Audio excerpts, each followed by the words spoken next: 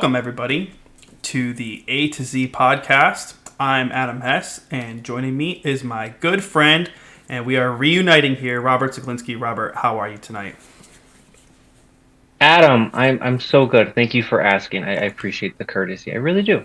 Yeah, absolutely. I'm happy to be reuniting with you, as you teased on Twitter. We are doing this is our third different title that we've done a podcast together, going all the way back to early 2016 or late 2015, I think, when we started on the Ice Cold podcast back in the Second City hockey days.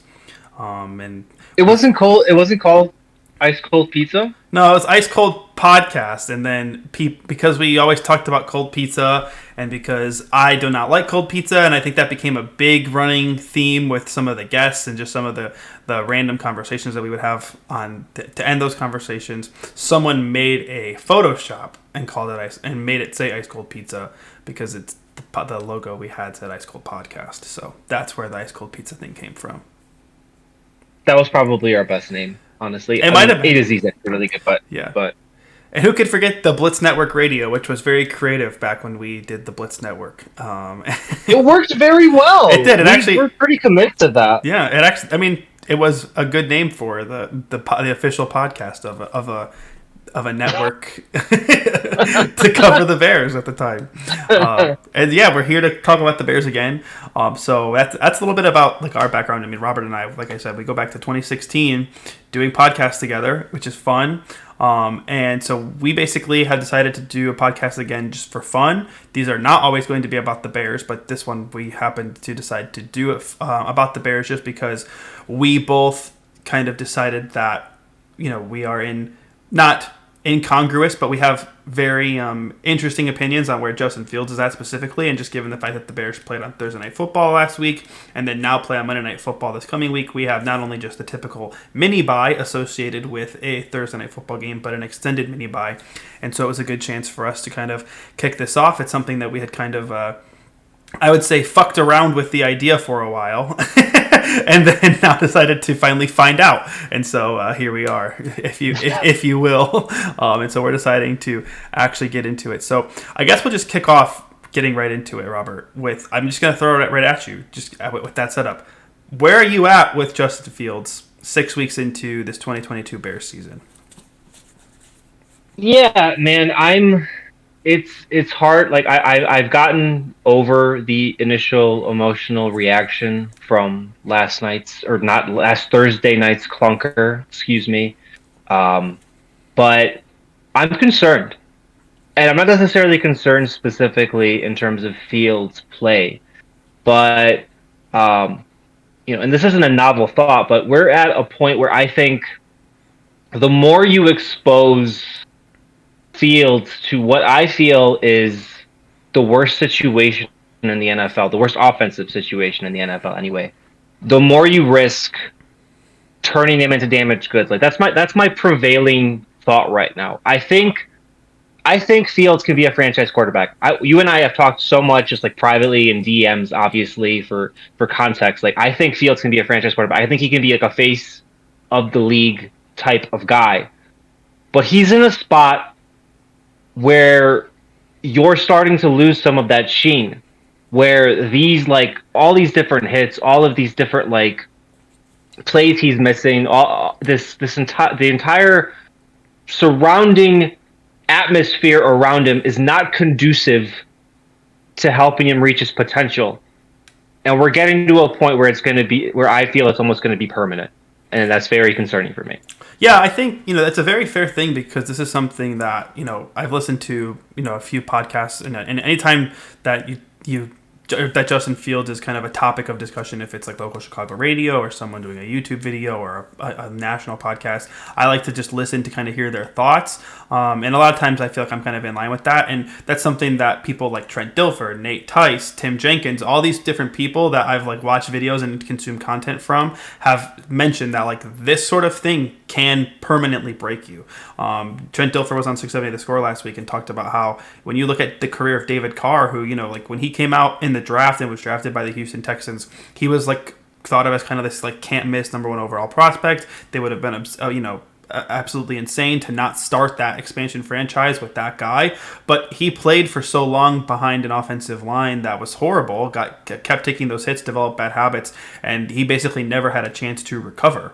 And Trent Dilfer mentioned that it happened a little bit in his career, and he didn't have an extremely successful career, but he was eventually a Super Bowl winner, and he talked a little bit about how he was able to recover from that. But it's very real, like the idea of kind of building up that scar tissue, and that scar tissue, becoming your defaults, because as much as you can make things happen in practice and this and that, and I didn't play football a ton in my life. I know you played at the college level, and so this, but just with anything, you can always work on different like techniques, different thought processes, different mind, get into a different headspace in practice. But when those lights come on, and when you're playing quarterback in the NFL and you have 11 big nasty dudes running at you, if you have developed certain habits, you're just going to go into those, you're going to go back to your kind of base instincts. And so if that ends up being, if this sort of where Fields is at right now, especially like kind of watching these pockets break down and him just kind of ducking out of them early, things like that, which we can dig more into like some of the specific issues later. But that specific one, I think, is one of the biggest issues. And like that is going to, if that becomes kind of the base instinct for him, which in fairness, it kind of looks like it is, at least to this point. It is right now. Yeah, right. Is right now. Absolutely right. Like that can be extremely concerning moving forward. So I'm kind of like in the same headspace with you, where I feel like maybe I'm a little less concerned about, like, to me, I'm not like sitting here like, oh my God, like he's going to be broken, because I think like for me, I've long thought that talent kind of wins out, and I am kind of adjusting that, because you can see Justin Fields' talent like every time he plays. Even when he has a bad game, he's flashing some of the incredible talent that he has, and it's not always winning out. So the situation is absolutely matters. But my point is, like, also knowing that he's a hard worker and how smart he is, just based on kind of anecdotes that we've heard, I feel like there's a good chance that it doesn't become permanent, because he is a resilient kind of guy, and I think that I think right now he's fighting for his life and he's just doing what he has to do. But there's a real risk that it becomes this kind of scar tissue and it just becomes permanent, and he's kind of broken in terms of his process from the pocket. I kind of want, because you've brought this point up before, and I want to push back on it a little bit, just like, this little friendly tiff we have.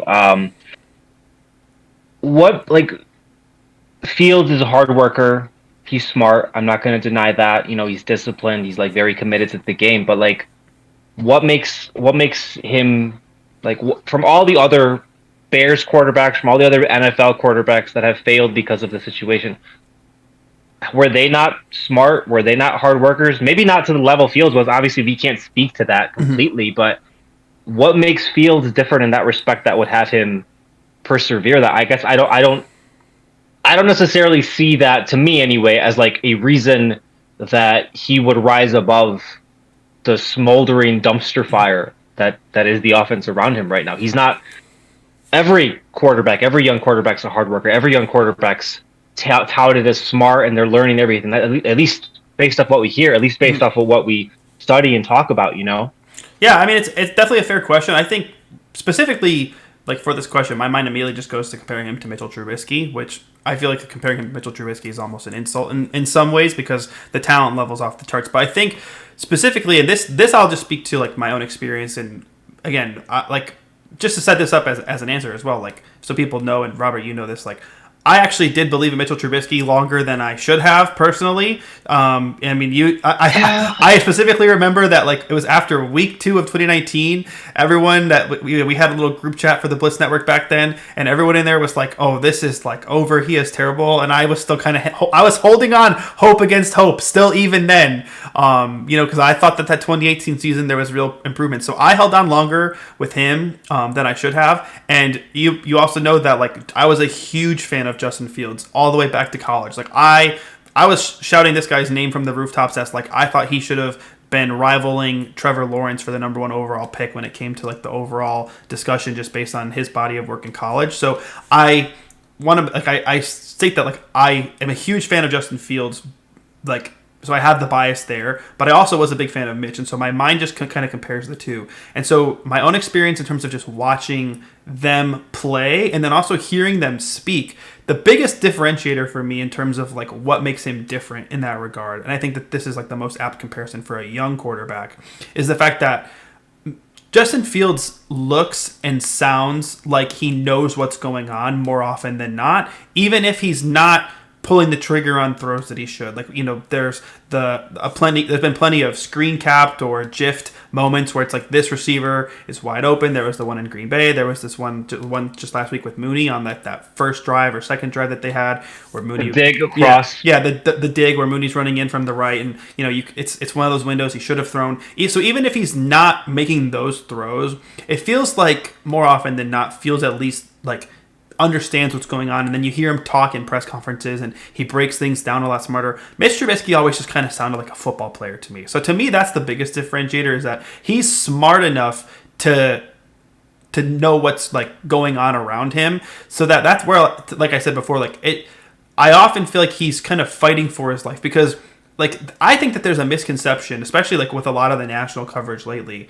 And we might talk a little bit more about the play calling later, but a lot of the national coverage, a lot of like the popular discourse on the Thursday Night Football show and things since then, like the pre and post game show, is that Justin Fields, like the Bears should be using him more as a runner, and that's kind of a misconception in my opinion, because he is a special runner when he runs, but he's really more of a special scrambler. Like he's not really built for that like quarterback power, Josh Allen, or even like Lamar Jackson life. Like that's not really like what Justin Fields is or wants to be. Justin Fields, just comparatively, is kind of Mac Jones-esque in that he wants to sit back in the pocket and look for the plays. That's why he has like an asininely high time to throw, is because he's a quote unquote big game hunter. He wants to throw the football, and that's also why he's like scrambles and doesn't throw the football away a lot, and his quarterback cause sacks number is through the roof, because he's constantly looking for these plays to happen, because he knows what's going to happen, and it's almost like I know what needs to happen, I know what I need to do, I just need to like let it happen and like let me get there with the time, and he's like running out of the time. So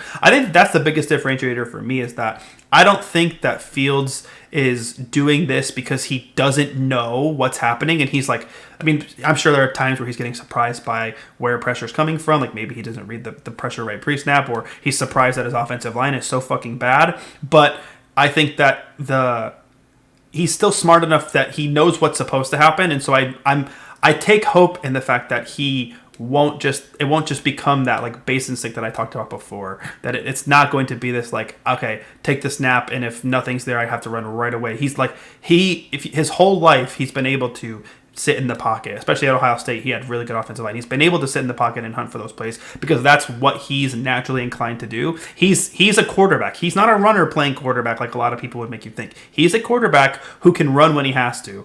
And so that to me is like the biggest kind of thing I take hope in, and when it comes to that potentially not being that permanent problem we talked about before. That's fair.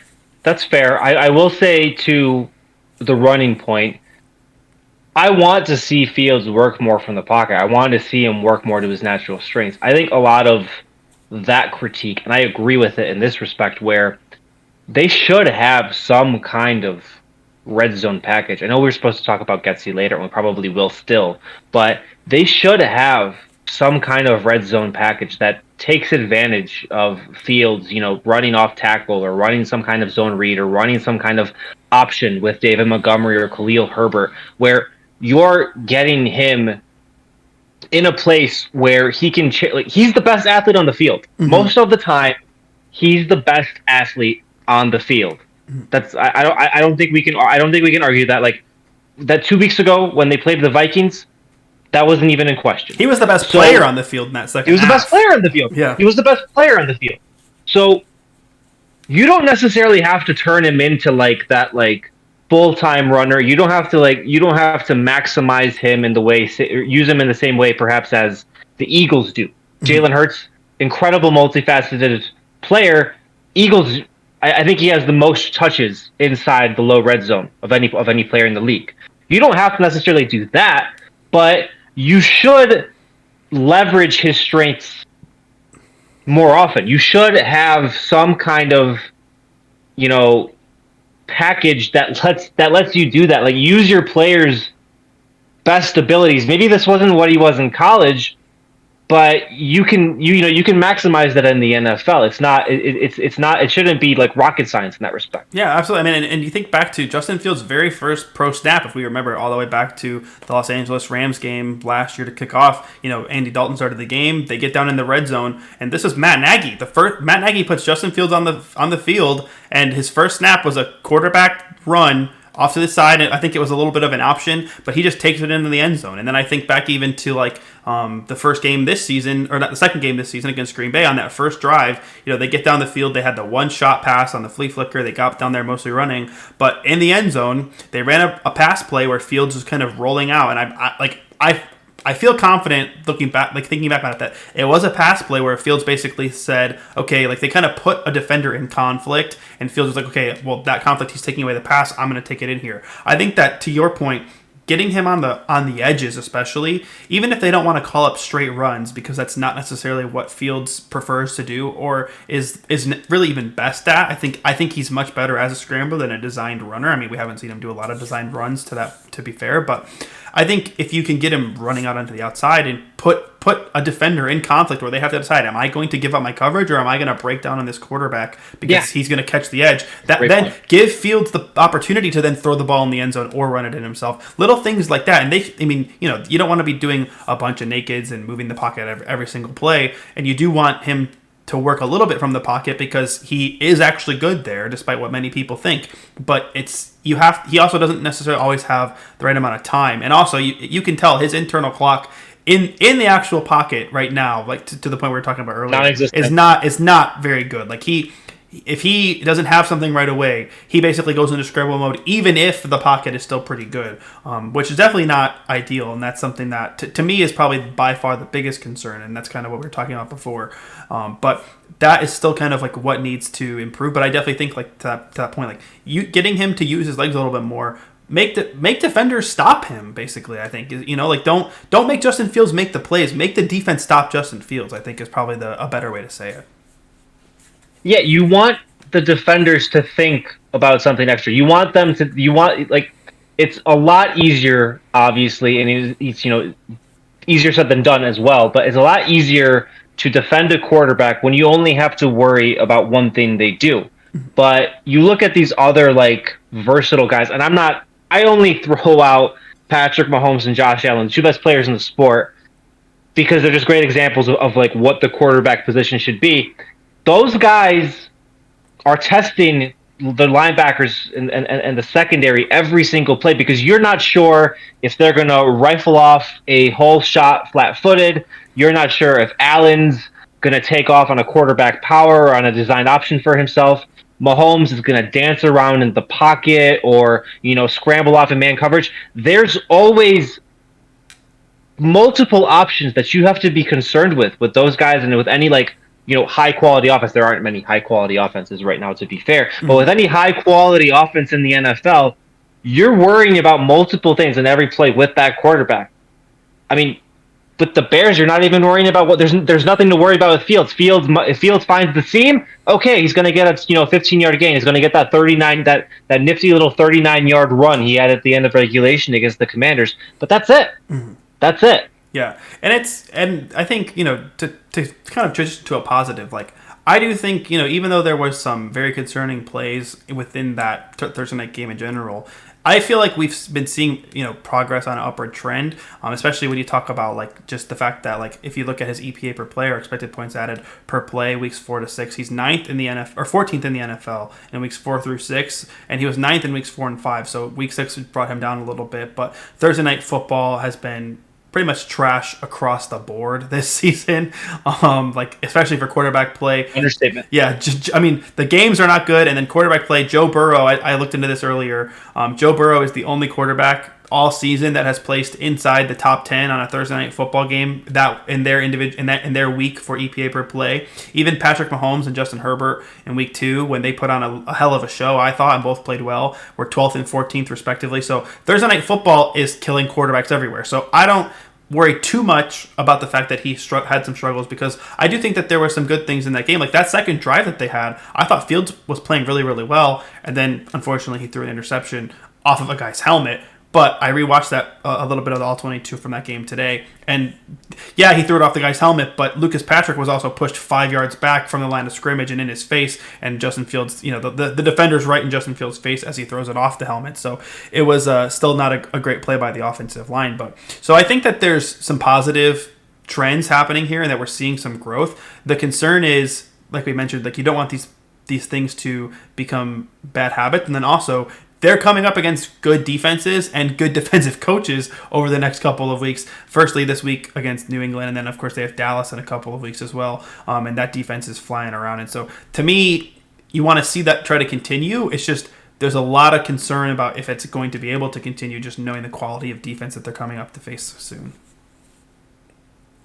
Yeah, and in that respect, too, you mentioned...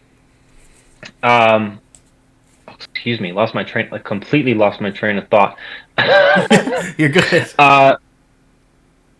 You mentioned how that point about Patrick. I wanted to talk about that specifically, where the things that Fields does well. So we can agree. We kind of like we said it. He's great deep shots, gets the hole shots, the electric, Lamar Jackson level runs. That's a thing a handful of guys can do. The things where he has to grow, processing, sitting in the pocket presence in general. He had it in college, but at the NFL level, it's a little bit different. He can't plays like that Lucas Patrick play where he's getting blown up right away, where his offensive lineman's right in his face, and he can't even complete the motion of his throw. That's a detriment too. And I guess.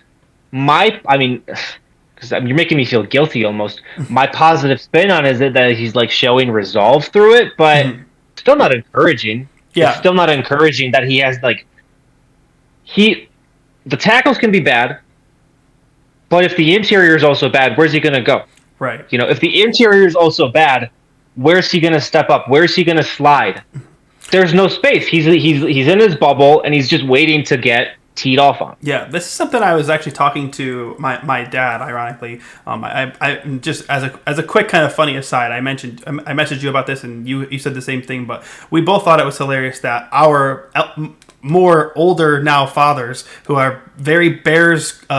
Bears traumatized, both have said that they think Justin Fields can be good. And my dad, when Justin Fields got drafted and I was excited, my dad was like, "Oh, he's the Bears quarterback. He's doomed." But now my dad's on board. So anyway, that's just a funny aside. But I talking to my dad about how the fact, to the point you're just talking about with the tackles being bad, the interior being bad, you talked about Patrick Mahomes and the way he's able to manipulate pockets. And watching this past weekend, there was one specific drive, I think it was in the second quarter or before halftime, but Mahomes, they had 3 goal line plays, and they had Mahomes pass the ball 3 times, or called 3 pass plays at least, I should say, and which that would be a feat in and of itself for the Bears offense at this point. But one of the plays, Mahomes kind of bounces around, and then I think he ends up throwing the football away. And I don't remember exactly what happened on first down, but on second down, he bounces around, dodges some blockers, kind of resets, and then ultimately ends up scrambling and slides down for a gain of 2 yards. And then on third down, he's doing the same thing, kind of bounces around in the pocket. He has time. He dodges a defender, and then he finds someone in the end zone, and it's Mecole Hardman. And Mecole Hardman kind of worked to get open while Mahomes did his thing in the pocket. And I thought to myself, I wish I could see Justin Fields do that, where he can dance around in the pocket, but the offensive line is so bad that when he makes one defender miss, there's always another defender there, almost immediately. Yeah. He doesn't even for me, one of the things that I think would be most encouraging to see him do is make a defender miss or step up through pressure, reset in the pocket, and keep looking for that play downfield. But I don't even think, I would have to go back and watch, and maybe I'm being melodramatic up to this point, and so maybe, people can correct me if I am wrong, but it just feels like when he makes that first defender miss, he also then has to make the second defender miss. He doesn't have the opportunity a lot of times even reset. And so that's the biggest thing is when it comes to building bad habits, potentially, is he always just going to be this make a defender miss and scramble guy because of the fact that he right now very rarely has the opportunity to kind of reset in that pocket and try to take a shot downfield. That's something that I think is definitely a concern. I wanted to bring up the point that you referenced to me, I believe it was yesterday, where he doesn't even have the security blanket, and like he doesn't have that guy that he's just like kind of like on the same wavelength constantly with. And to be fair, a lot of elite quarterbacks don't necessarily have that either. But the two that people are referencing a lot now, Josh Allen and Stephon Diggs, and Patrick Mahomes and Travis Kelce. We're going to keep using this as a frame of reference because they're the archetype, right? But who is Fields' guy? Is it Darnell Mooney? I don't know. I think Fields and Mooney have like a relative chemistry. You saw it on that catch against the Vikings. Like they have some sort of connection in that respect. But I don't know that like Fields would be able to just like, okay, I'm gonna sit here. Mooney's in double coverage, and I know he's gonna work back to me, and I'm gonna like put in the perfect spot, and Mooney's gonna be there. Like Mooney's not gonna do that.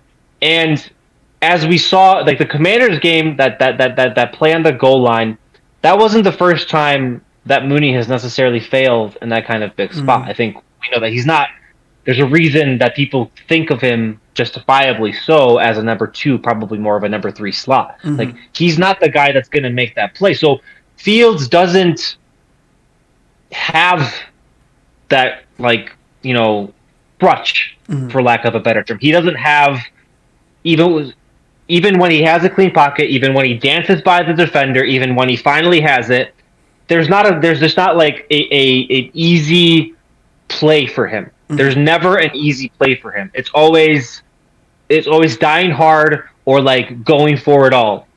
And a lot of that is by scheme, a lot of that is by development, and then a lot of that is by just there's like he doesn't have his Kelce, and I wish he did. Yeah, no, and is better the best way to put it. Yeah, absolutely. I mean, there's very clear, like when it comes to like the lack of chemistry between Fields and Mooney has actually stuck out to me more often than their chemistry.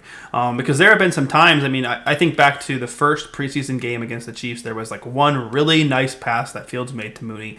And after the game, I should say, Mooney said something along the lines of like, I knew exactly how he was going to throw that ball. Like that was something we worked on a lot in the offseason. So that kind of stuff was encouraging. But I can think of several instances this year, maybe just off the top of my head. I mean, there was one in the Giants game where I think Fields ended up scrambling for a first down on a third down play, and then after the game everyone was kind of saying like, oh, Mooney was open in like up the seam, but it turned out after the fact that Mooney actually ran the wrong route and was supposed to bend more and didn't. There was the play against the Vikings, I think it was on the first drive, where Fields is like kind of throwing kind of like a back shoulder pylon throw to the end zone, and Mooney's like just going to like the deep corner of the end zone. It was just like very clear, like Fields had one idea in terms of how that route should have been run and how the ball should have been thrown, and Mooney had another. They didn't end up locking up for that play later on. It's the exact same play concept that ended up in that huge catch where Mooney made basically the catch of the year, so that worked. But then also I think in the Thursday night game this past week, there was a play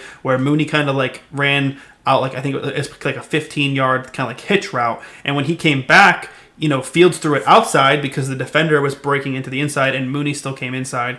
And it was just clear, again, very obvious. Maybe that's just a miss by Fields. I don't think he's that inaccurate of a quarterback. I mean, he's having his accuracy struggles, but he's one of the most accurate quarterbacks we ever saw at the college level. So I felt, to me, that was more like he thought Mooney would see the in-breaking defender and go outside, whereas Fields, Mooney still ran inside. It just seems like the lack of chemistry sticks out more. And there's just no trust across the board with a lot of these receivers. And sometimes Fields is just kind of like, he almost has to like know that they're just wide open to even throw it. Like that Mooney play that we talked about earlier where Mooney ran the dig in, he's running the dig in. Mooney was NFL open, but he wasn't like clearly open. Like the defender is like, that throw is very throwable, but he's not like wide open. Like it would have been a tight catch for Mooney to make. Now, Fields should still put it on him. Like, I'm not saying Fields is in the right to not throw that football. Like, he has to throw that ball, and it's going to be a tough play for Mooney. But Fields clearly just didn't trust that Mooney would actually make that play. Like, something there didn't trust that would happen, and so it's an obvious issue that there's a lack of chemistry. There's a lack of like the go-to guy that he feels really really good about throwing the ball to all the time, and that's that's definitely frustrating. And then the fact that you mentioned the last play of the game, like Darnell Mooney had two hands on that ball in the end zone and managed to come away without points there. Like that's the kind of thing that like will. I mean, Justin Fields will say the right things, but it's only human for him to be like, "Are you fucking kidding me?" You know what I mean? Like, come on. And the nuance of that play too, the Mooney got it wrong. Why are you running that route short of the end zone? Mm-hmm. That's 4th and goal. Take that and make sure that when Fields releases the ball, when you're turning your head, that ball is on you and your feet when you're gonna land. Even if you drop it, that's going to decide the game. But no, Mooney had it in his hands, gave the corner the opportunity to make the play, stick his hand in there, kind of contest him a little bit, and it turns into that whole little like review, like, oh, did he get in? Did he like fall backwards? Like Mooney, in essence, created that situation. He's supposed to give himself more space. He's supposed to put himself in a position, and it's just funny to me that this is the Bears' best receiver, and this is the Bears' best receiver missing on that kind of critical detail in like the game-ending situation. Yeah, and I agree with you. Like Darnell Mooney, he's a nice player, but he's a nice player for what he is. Like he's, I think, a low-end number 2 receiver. Nate Tice on last Thursday night's Athletic Football Show said Darnell Mooney would be a number 4 in a good offense. He did.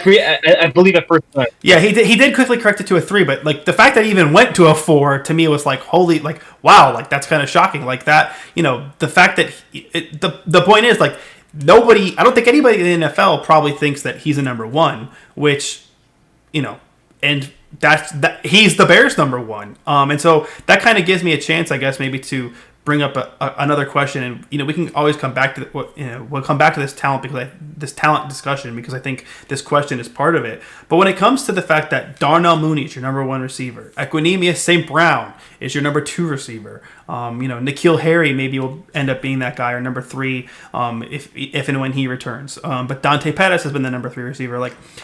And then obviously like the offensive line, like there's been a lot made about the fact that the Bears just did not invest heavily on offense this offseason. Now they did have to do a hard roster reset, but most of their significant investments were defensive. Obviously they signed Larry Ogunjobi, that didn't work out, and then they went defense with their first 2 second-round picks. And personally, I don't hate the best player available approach that they took, but it still raises questions, I think, fair or not, about whether or not they believe in this quarterback, in Justin Fields, if they're not willing to invest significant assets around them. So the question I have for you is, do you think that Ryan Poles thought that these players they have were good enough to be a base level, provide a base level for Justin Fields, or do you think that he was kind of like, I don't care what kind of talent we put, like we'll kind of see if he sinks or swim with what they got?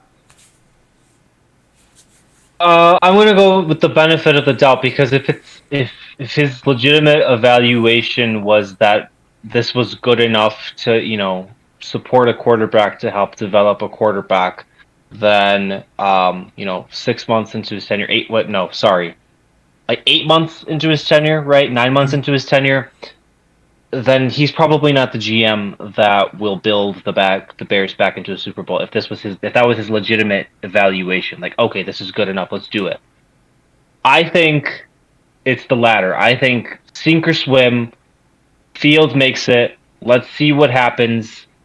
And we're seeing what's happened. We're seeing chaos. We're seeing Armageddon. We're seeing a quarterback quite literally fighting for his life behind that. And I disagree with that entire approach. I will say I understand it. He didn't necessarily pick Fields, and Fields was passed over. He wasn't the first quarterback of his draft for his reason. As much as we have our priors, as much as NFL draft Twitter and the NFL draft sphere overall thought he was a special player, for based off of his tape and the things he did and his accuracy, things you kind of touched on. Like, I'm not sure that Poles would have been the person that would have traded up to take Fields, that would have made that deal with the Giants, that I believe it netted them Kadarius Toney. right? I believe that's like what the Giants got returned. But I don't think Poles would have necessarily done that deal just based off of his approach. And I get it. And I get it now. He inherited Fields. It's a tough situation. Bare bones of the roster, but you have this kind of like raw ball of clay, and you don't know what to do with it, and you don't know if you necessarily want to do any with it. So I understand. I get it. I get it. He wants the clean slate. He wants to rather build up the situation first, and but at the same time, you didn't have to build a contending team. Mm-hmm. You didn't have to like give a skeleton, this like bare bones, no meat at all, no flesh, no nothing at all skeleton around Fields to sink this clean slate rebuild that it's very apparent he's planning. Just at least to me, anyway. And I'm sure you and I have talked about this. I know you feel the same way.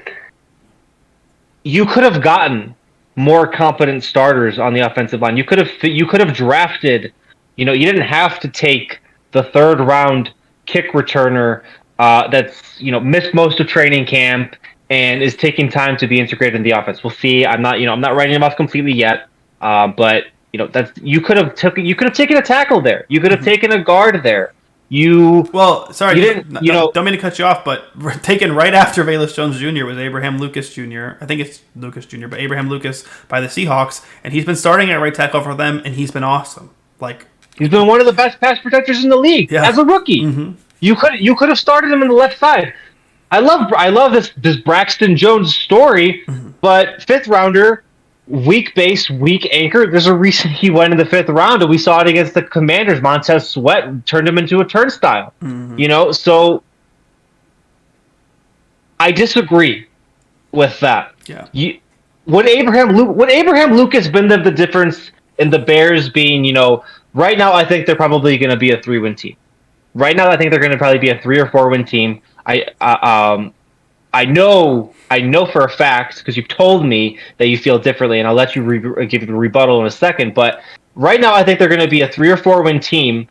I don't think adding another competent starter in the offensive line and, going out and getting some kind of has-been receiver, 29, 30-year-old, 27-year-old, whatever, that's, can actually maybe separate from time to time, that wouldn't have been the difference. They probably would have been a little better. They probably would have been like a 4 or 5-win team, maybe, but it would have kept everything in place. It would have kept exactly what you wanted, and you'd have the fair evaluation of Fields. You'd have the fair evaluation of where the offense stands. But again, I'm not sure that Poles even wanted to evaluate him just based off of this plan. Mm-hmm. Yeah, I mean, I think I agree with a lot of what you're saying, in that, I think there was a level to which Ryan Poles probably thought that, like, what they brought in would give them a base level to evaluate Fields, because they did bring in, like, I mean, things have just not gone according to plan because of injury. Now, obviously, like, you can't account for injury, but you do have to kind of assume that injuries will happen in the NFL, but you don't want to plan around injuries. But, like,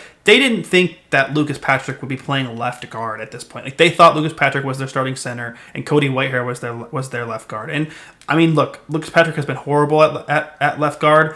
I don't know how much better he'd be at center. Pro Football Focus's worst guard, yeah, honestly, or the 64th guard or something. One of them. I'm pretty sure he had like a 7.5. It was either him or Mustafa, but I think it was Patrick had like a 7.5 out of 100 pass block grade in week 6. Like, it was so bad.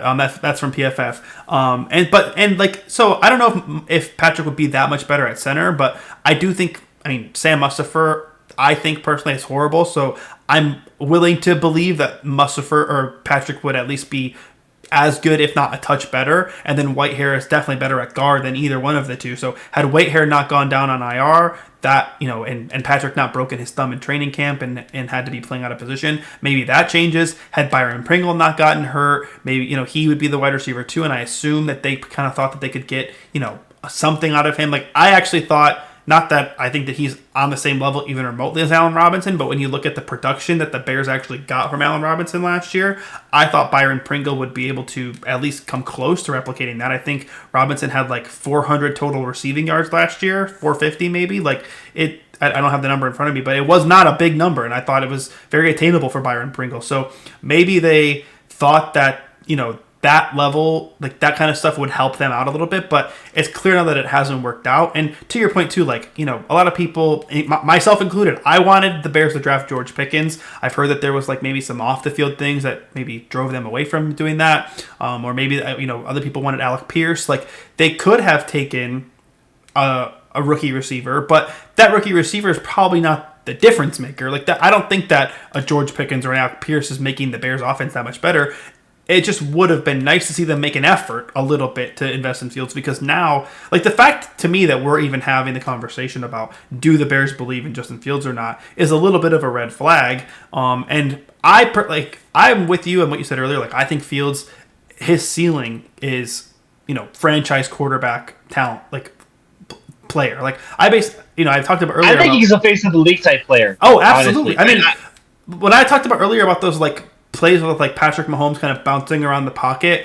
Again, maybe I'm too optimistic because I'm a huge fan of Fields. I've been a huge fan of Fields for a long time. But I literally thought to myself, I don't see a reason why if Justin Fields had a good offensive line, that couldn't be him. Like I just don't. Like if he had the time to stand back there and do what Patrick Mahomes is doing sometimes. Patrick Mahomes' average time to throw is not close to what Justin Fields is. But if he does, like what Patrick Mahomes does best almost is get out of the structure of a play, scramble, and make a play happen. That's what Justin Fields is having to do. The biggest difference between the two, aside from the fact that Patrick Mahomes is like an MVP certified, you know, like, but just in the terms of their situations, is Patrick Mahomes has real NFL players in front of him and down the field, and Justin Fields basically does not. Like Tevin Jenkins is the only guy that I feel confident saying is like, yeah, that guy's an NFL starter at the offensive line position he's playing right now.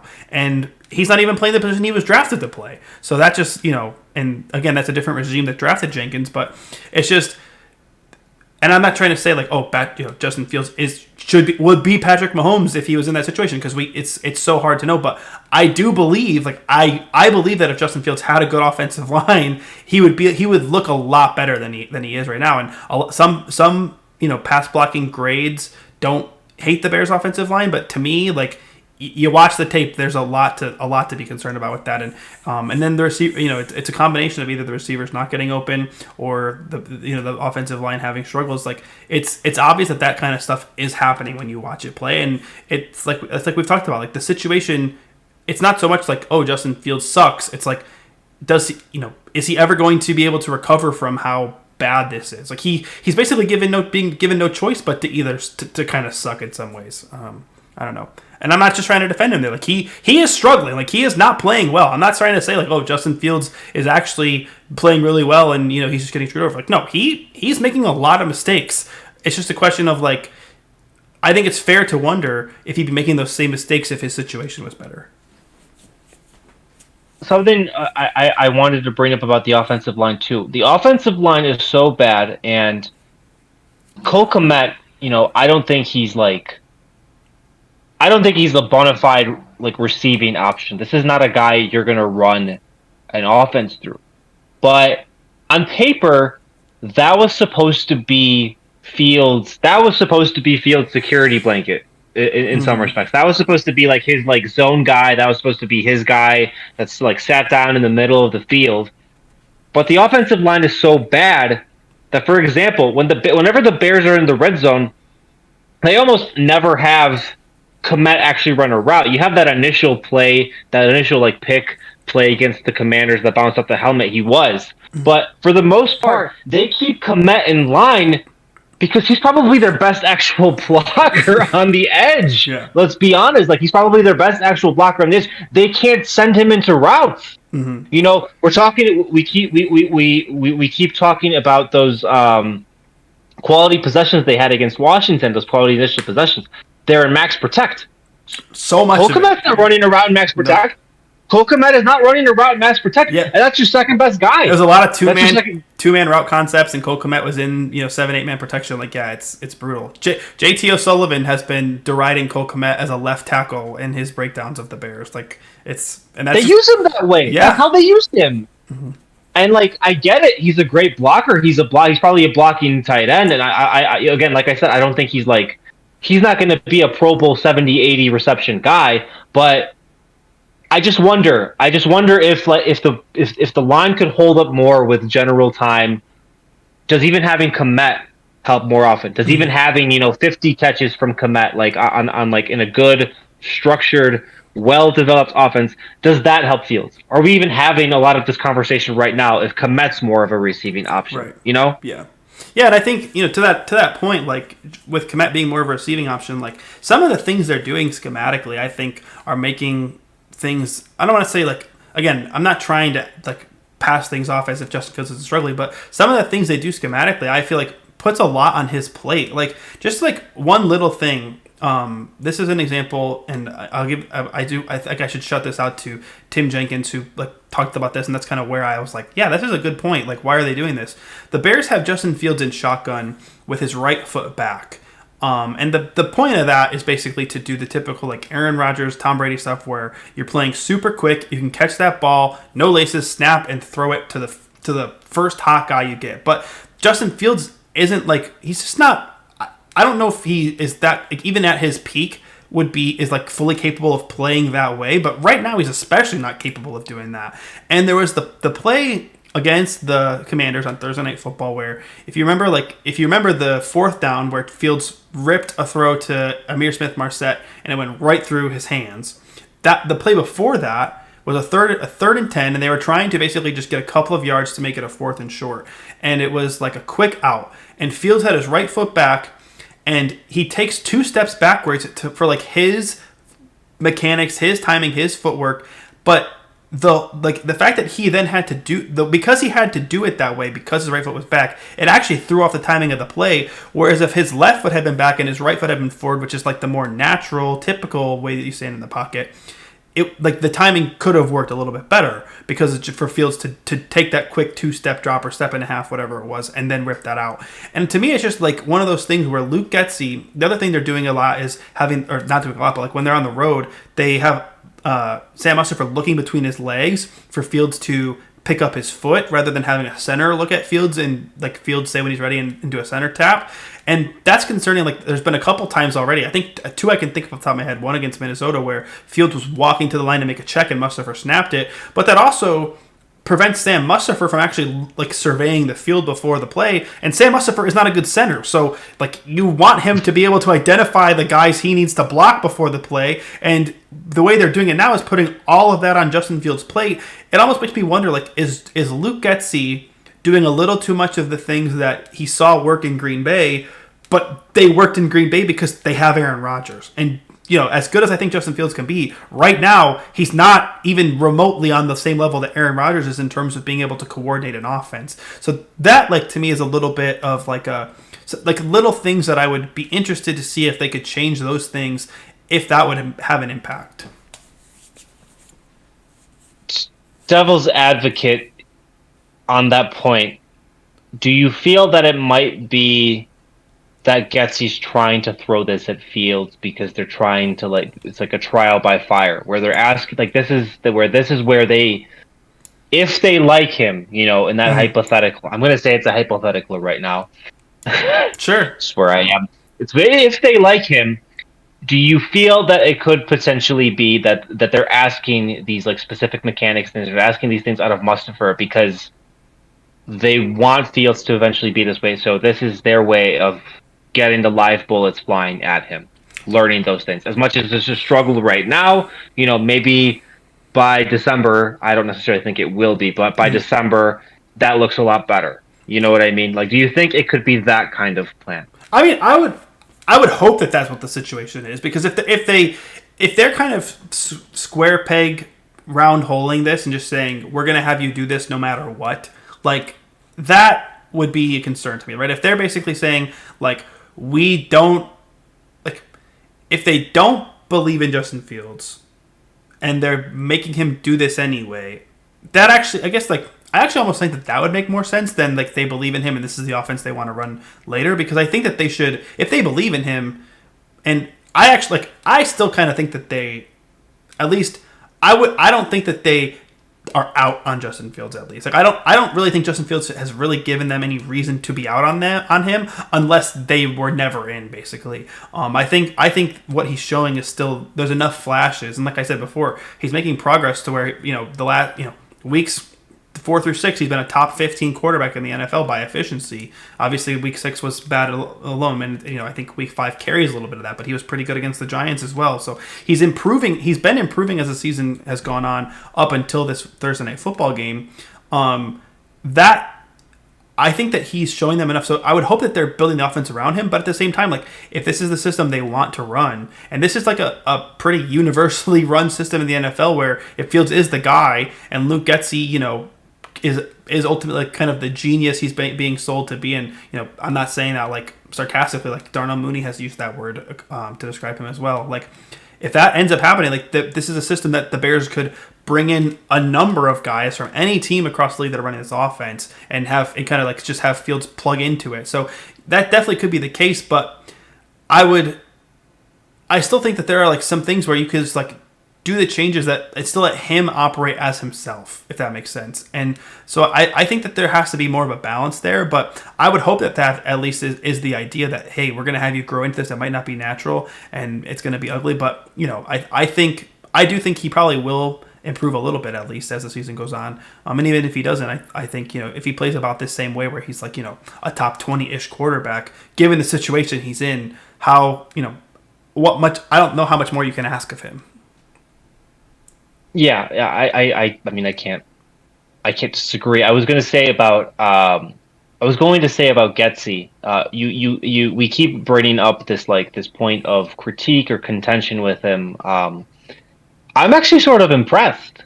I mean, not necessarily with the passing offense. God, like, this might be the worst passing offense in Bears history, in the Chicago Bears history. Let's think about that. But that rushing attack is incredible. They have no offensive line, and the Bears are getting a push up front, or they're creating a hole for Khalil Herbert and David Montgomery, like these gaping like holes where you can drive a truck through them every single game. I initially thought, like, especially in the early season, where Fields is adding a little bit of his rushing element. That might be why they have this like dynamic attack there. But the Bears do whatever they want on the ground. And they don't have the personnel at all. Mm-hmm. I almost give the majority of the credit to Getsy. So where I'm going with this is being optimistic, Robert, for a second. I think that Getsy's kind of trying to like see how he fares. Let's get this going.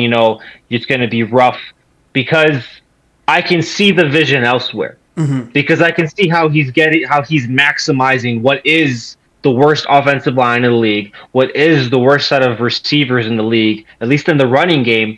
And, he's trying to apply it to a quarterback that still has to develop as a passer without much help. So I guess I'm impressed in that respect. I think Getsy is actually, as difficult as it is to watch, is maximizing what he has. Yeah, I think I agree with that, and actually, like you talked about the passing game not being great. I think some of the passing concepts are actually pretty impressive. But I think the offense. I mean, even against Washington, I thought this was true. Like, the offense was pretty good between the 20s. It's like inside the 20 that they get really weird. They don't have any red zone plays. Yeah, the red zone package is really bad, and I mean, Fields missed the throw to Ryan Griffin, which there's been. Depending on who you listen to, that like some people are saying that's not on field, some people are saying it is on field. I think it's kind of on both. You still got to make the throw. Yeah. It's both. I think it's on Ryan Griffin a little bit, because I mean, again, talking about Trent Dilfer. Trent Dilfer talked about Griffin giving like a deceptive speed look, like he's actually not running the speed that it looks like he is, because Dilfer said his junk was not facing the right direction. Such a football term, man. Yeah, such a football term, way to put it. He meant dick, but he was on the radio, so he didn't want to say it.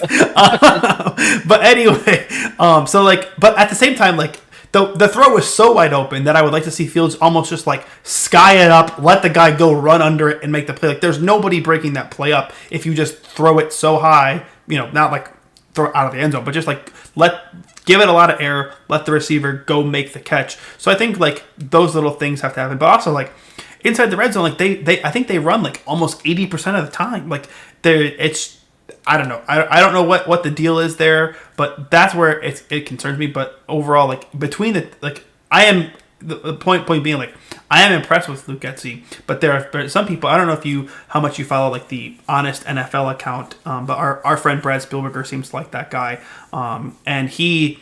I don't know who it is that runs that account, but he was last week on after former GM Jerry Angelo. Jerry Angelo's running that. You think so? Or are you being sarcastic?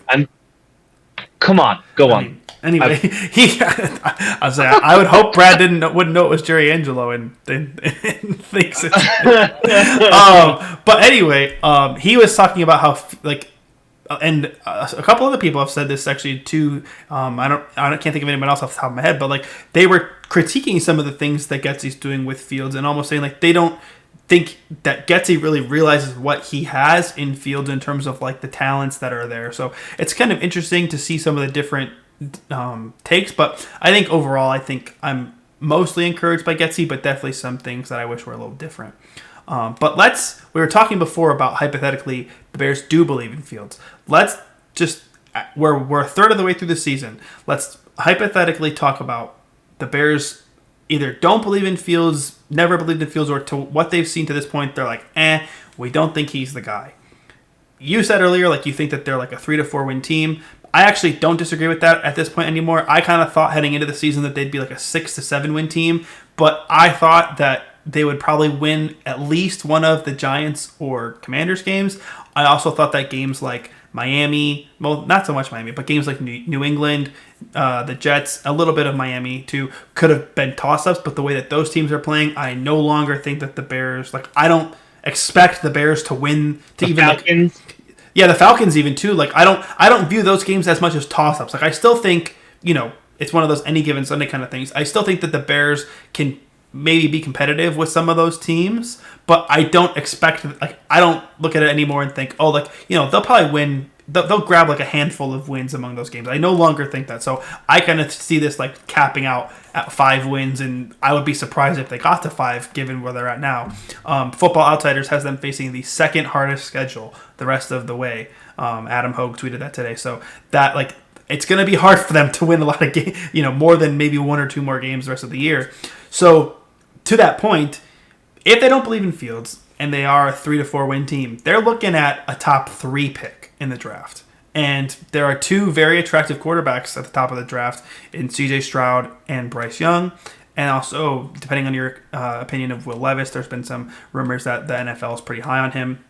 But so if you were Ryan Poles and you had the number 3 pick right now, and I guess maybe not even in the hypothetical that you don't believe in Justin Fields, would you lean toward taking a quarterback in next year's draft? I guess you would have to not believe in Fields in that scenario, so let's maybe assume that. But yeah, like, would you lean toward it, or would you maybe avoid it? I think the issue is that if Poles was using this year as the clean slate that has been the theory year where, like, they're gonna bottom out and they're gonna be in the top 3, are they gonna have a chance at a quarterback in 2024, in the 2024 draft, or even in the 2025 draft, when they would theoretically want to reset? So if they don't take a quarterback, this is me prefacing my answer, if they don't take a quarterback now, to me they're committing to Fields long term. Mm-hmm. They're not gonna find another guy for a while. They're not gonna get their Rex Grossman, and I mean, if they want to take a guy like Rex Grossman at number 22 overall in 2026, more power to them. Sure, I won't work out, but this will be the inflection point, and it doesn't make sense to me to where. And I guess this maybe contradicts some of my other points, and maybe they takes it full circle. But if you have 115 million in cap space, if you're finally going to have a first-round pick and you're going to have a top 3 pick that a lot of other teams are going to want, you didn't mention Hendon Hooker from Tennessee. I think that's probably going to be a guy that's going to go in the top 10 as well, potentially at this point. So use that as a war chest And if I'm Poles, even if I don't like Fields, let's see what happens when you load up around him. Mm-hmm. Let's hope that this Hutter crap that he's around in right now, that he perseveres and it's not going to be permanent. And let's go get him JSN from Ohio State. Mm-hmm. Let's go get him Jackson Smith. Let's go get him a Jordan Addison. Let's go find a Jacoby Meyer in free agency. Mm-hmm. Let's get these tackles. Let's get this actual legitimate NFL talent, and let's use that pick to trade down. Mm-hmm. If you take the quarterback, you could theoretically set up that rookie right away, but then you're starting over again. Mm-hmm. You're resetting the clock, and I'm not sure how realistic it is to expect success out of that. So let's say, I think at this point, obviously this will be a point of contention in the spring and in the winter and all. I think Bryce Young's probably going to be the number one pick. So then you would have your theoretical choice of C.J. Stroud, of Hooker, of Will Levis. Do you like those guys better than Fields? Are those guys that you would want to commit to with your, open fat wallet of cap space and all of this thing that is just being constantly heralded that way? I wouldn't. Mm-hmm. Yeah, I wouldn't. And I'm taking the bias out of the question. Mm-hmm. I'm taking the bias of me liking Fields. I personally wouldn't. Mm-hmm. Yeah, but that's me. I agree with that. Like, I like to think I'm taking the bias out of this in this scenario too, because I said earlier, like, as much as I think Justin Fields has clearly struggled, I do think that the flashes are there. That he's showing that he's showing enough flashes that I genuinely want to see what Justin Fields would look like with more talent around him. I want to see a team that invests in Justin Fields and says, let's see what he can do if we can give him 3 seconds to throw. Now, obviously, you want to see that clock speed up. You want to see those things get better.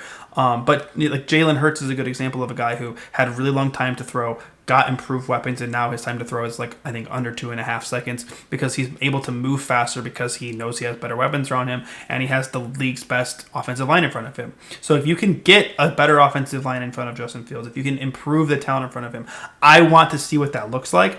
And I also think, if you don't believe in Justin Fields and you're going to be drafting a rookie, you are either going to have to blow through almost all that $115 million in cap space. And free agency also is not just about the cap space you have for any given year. It's never about the 1 year cap space. So yeah, they have $115 million cap space, but it's not just they're not just going to be thinking about filling to the brim for 2023 because they are. Ryan Poles is clearly a team builder when you think about the fact that he could have loaded up on offense, but wanted to kind of lay the groundwork for the overall team, and that's why he invested more on defense.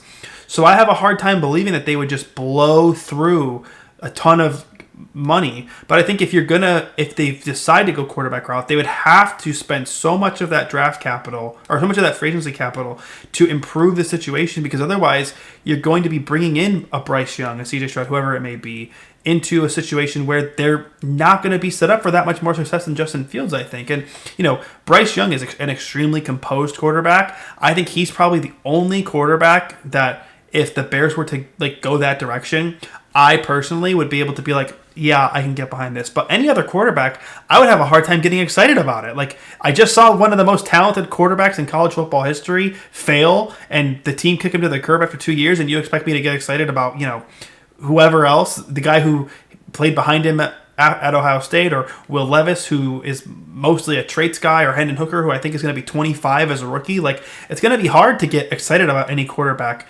other than maybe Bryce Young. And so I think that you would be much wiser to give Justin Fields that shot with more talent, build up the situation, even if you don't want to trade back, because you might not have a chance at a top 3 talent and a franchise changing left tackle even. I know that a lot of people like Paris Johnson Jr. at Ohio State or Peter Skoronski from Northwestern at the tackle position. I'm not a draft guy, so those are the 2 tackle names I know off the top of my head right now. Paris Johnson would probably be the guy that yeah. would I think I would want. I've heard that I think Tennessee has a pretty good tackle as well. That might be like kind of pushing his name up the board. Anyway, Jack like Conklin. Oh wait, no, you missed the draft. the Tennessee University of Tennessee that just beat Alabama. But I think that one of their tackles is like kind of pushing his way up the board. But anyway, like they could just like draft like a potentially franchise type left tackle, or I mean, I wouldn't want to see them go defense, but we know they have a defensive head coach. Maybe they want to draft like a Jalen Carter and let him be a total game wrecker. They could draft a franchise altering player in that spot, build up a team around Justin Fields, and then when they ultimately do decide to move on to Justin Fields, like if they gave him 2023 and after 2023 it was fully apparent, okay, this is not the guy. I believe Ryan Poles is smart enough to know, like, yeah, you might not have that pick, but you're going to have to get aggressive to get the quarterback whenever the time comes. So, like, you'll have to be aggressive somehow, unless you're just one of the worst teams in the NFL. So, I don't think it would be wise to take a quarterback next year. But if they had the number one overall pick and took Bryce Young, maybe I could get behind. I could see that vision, but I would prefer them. I mean, as a fan, and I think that would make more sense to try Justin Fields one more year, see if you can tap into that talent when you have more talent around him, basically. I wanted to touch on something you just said, and I know that we're kind of like circling around here, like vultures or something. But you mentioned the Jalen Hurts comparison, and that reminds me a lot also of the Josh Allen comparison.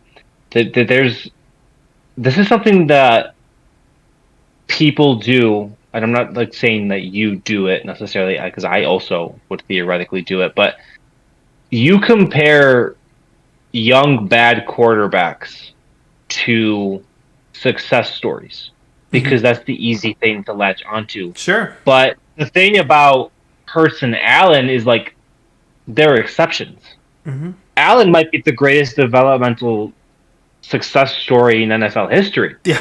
Allen looked unplayable the first 2 years of his career. Oh, after 2 years, Josh Allen had similar stats to Mitchell Trubisky through 2 years. I mean, like strikingly similar counting stats, at least. Right, exactly.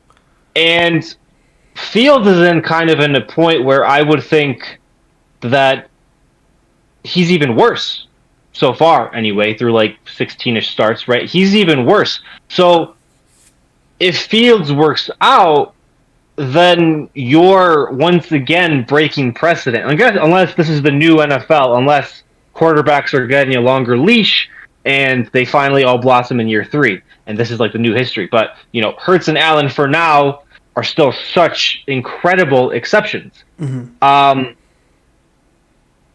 I don't know that I buy it as much when that juxtaposition comes up. If you understand what I'm trying to say, no. I don't know that I don't know that I buy. Like, it's just like it's hard for me to see that massive leap and to think like, oh, okay, like Fields is going to go from kind of unplayable with flashes to MVP level, and I would rather obviously he be Allen, but if he can even be Hurts, but like Hurts, like I think you said this at the top, like Hurts has the best offensive line in the league. Mm-hmm. Hurts had a great offensive line last year. He was never torn asunder like this. He had, even when he looked awful, and I remember you specifically telling me how bad he looked, he still had time to grow. He still had all of those things. Like, it's different circumstances. It's almost not comparable to me. Yeah, I mean, and that's definitely fair. And I think like it's kind of interesting. This is something that I've heard talked about specifically on the Athletic Football Show, where they compared like Jalen Hurts and Tua, who both were really, I mean, maybe not really bad, but they both were struggling quarterbacks through 2 years. And, up until the Dolphins got their pick stripped for the Brady and Sean Payton tampering thing, both teams had 2 first-round picks, and this was like kind of an inflection point where both guys were heavily invested in by their team by going to get star receivers, loading up on the offensive line to give them better situations, and it was like a prove-it year because both teams had the resources to go replace them if they didn't prove that they were worth it. And they kind of said, like, is year 3 almost like the new year 2 for quarterbacks? And I kind of think that, like, the Bears should take a similar approach just because of the fact that, like, they so clearly have not given Justin Fields that fair shake this year. And maybe fair shake is I mean, it's the NFL, right? Like, it's not always going to be a fair shake.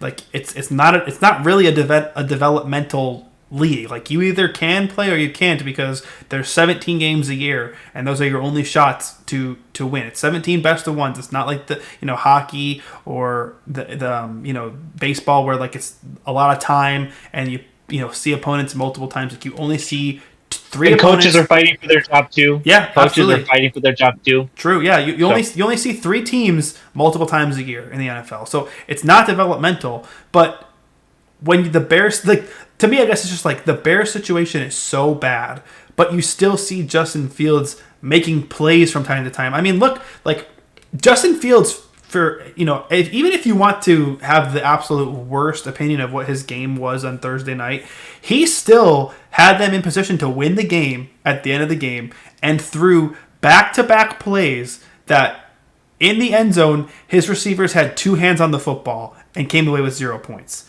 Like, you can't catch the ball for him, so he almost won them the game there still. So like, he's still showing some flashes where it's like, yeah, like you can see like where this could go, and yeah, like you can also see how it could end up astronomically. Like, you can still see how it can be horrible, but you can still also see how it might work out. And so I guess I'm just saying, like, I would, because I'm a fan of him, but also just like in a general sense from like the team building perspective, like if you don't have to invest another super high pick in a quarterback, and you can build up and get actual good talent around this obviously talented quarterback you already have here, and see if you can channel that talent into success by surrounding him with more talent, that I think is obviously preferable to having to invest in another quarterback again, basically, just from the team building perspective.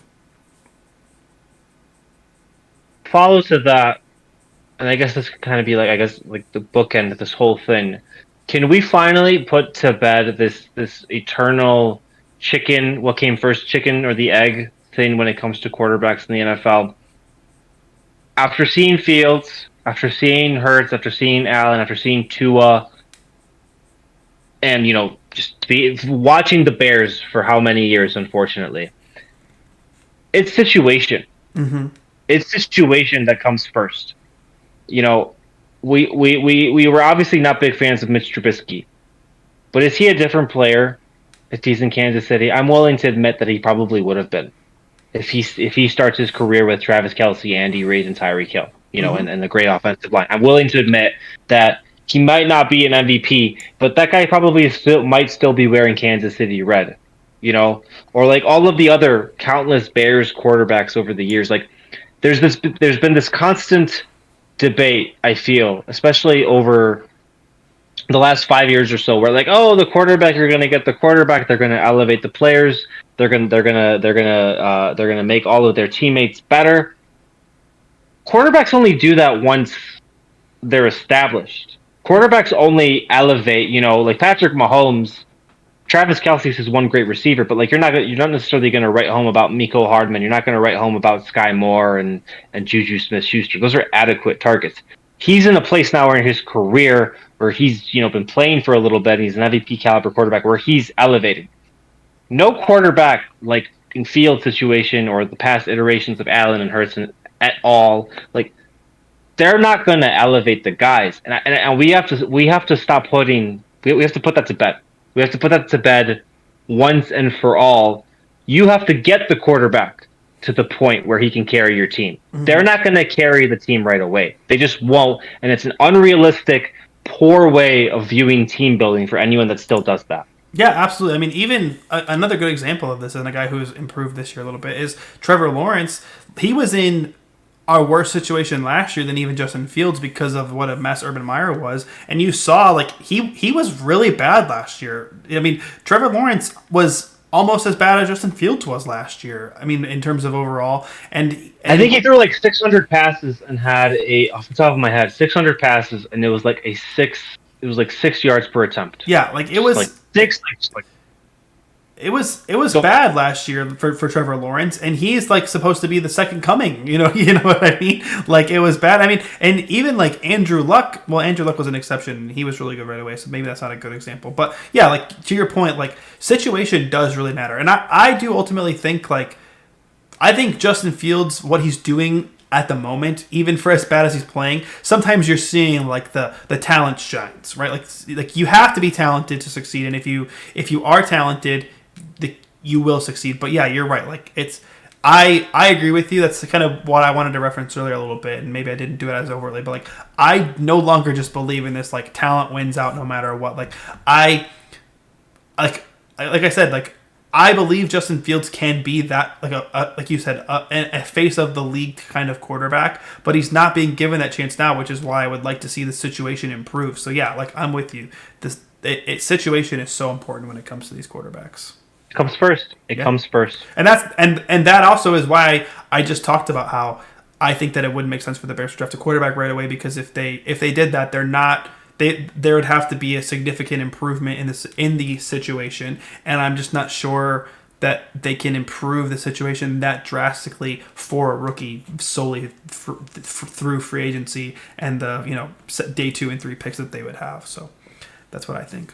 But yeah, well, that's really all we got. Robert, this has been honestly so fun to like get back together and do this. I know we're going to be doing this more often, and it won't always be Bears. Sometimes we'll talk about I don't even know if you're still into the MCU, but we'll talk about movies and who knows what else. But this has been awesome, and that's really all we got. I don't know if you want to say anything as a final word.